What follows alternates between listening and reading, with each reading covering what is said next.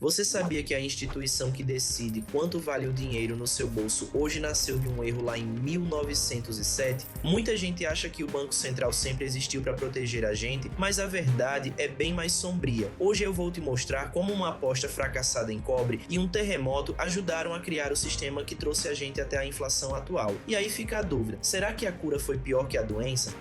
Para entender o peso desse evento, a gente precisa começar com uma pergunta bem básica, mas fundamental. O que acontece quando uma economia entra em crise e não existe um banco central ali para segurar as pontas? A resposta está toda nessa história de 1907, então bora lá. No centro de tudo isso, a gente tem uma mistura que é praticamente uma receita para o desastre, ambição de algumas pessoas, o mercado de um metal bem específico e um efeito dominó que foi derrubando peça por peça do sistema. O cenário já não era dos melhores. Um ano antes, em 1906, teve aquele terremoto gigantesco em São Francisco. Aquilo forçou seguradoras e bancos a liberarem uma quantidade enorme de dinheiro para a reconstrução. O resultado foi um sistema financeiro inteiro com menos capital, muito mais exposto e bem mais vulnerável a qualquer baque. E o baque veio em outubro de 1907.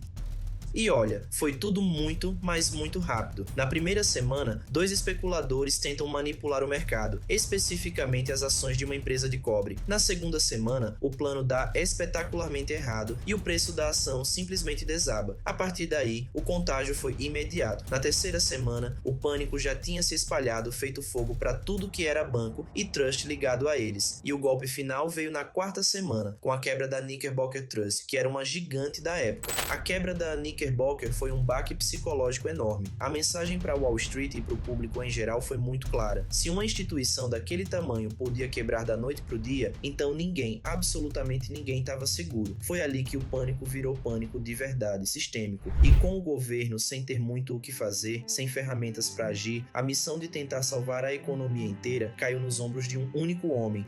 É aí que entra, no meio desse caos todo, uma figura central, o banqueiro J.P. Morgan. O jeito que ele agiu é o que torna essa história tão fascinante. Ele foi, na prática, um banco central de uma pessoa só. Ele literalmente trancou os banqueiros mais ricos e poderosos de Nova York na biblioteca dele e forçou todo mundo a usar o próprio dinheiro para injetar liquidez e estabilizar o mercado. Era o Morgan, pessoalmente, que decidia quem vivia e quem quebrava. Foi uma demonstração de poder privado como nunca se tinha visto, e que no fim das contas conseguiu estancar a sangria. Mas depois que a poeira baixou, ficou aquela pergunta no ar: o que realmente causou um colapso tão grande assim? E aqui entram duas visões bem diferentes. A explicação mais comum é que a culpa foi da ganância dos especuladores e da falta de um órgão regulador, de um banco central. Só que a escola austríaca de economia tem outra leitura. Para eles, a especulação era só a febre, o sintoma. A doença de verdade era o crédito fácil e a alavancagem fora de controle dos trusts. Esses trusts eram instituições que agiam como bancos, mas com bem menos regras. O ponto central da visão austríaca é a tal da expansão artificial de crédito. Em outras palavras, esses trusts emprestavam um volume de dinheiro muito maior do que realmente tinham em caixa. Operavam com pouquíssima reserva. Isso criou uma sensação de prosperidade que não era real. Inflou uma bolha especulativa que mais cedo ou mais tarde ia estourar. E estourou. Essa crise deixou uma consequência que dura até hoje e que transformou tudo: a criação de uma instituição totalmente nova para gerenciar o sistema financeiro. O pânico de 1907 causou uma virada de chave no pensamento da época. A conclusão da classe política foi direta: o sistema financeiro moderno era complexo demais, grande demais e interligado demais para depender do heroísmo de um cara só, como o J.P. Morgan. Era preciso uma solução permanente, institucional. E o caminho até a criação do Fed foi praticamente uma linha reta. Primeiro, o pânico escancarou as falhas do sistema. Depois, formaram uma comissão para estudar como os bancos centrais funcionavam na Europa. E com base nisso, em 1913, foi assinada a lei que criou o Federal Reserve.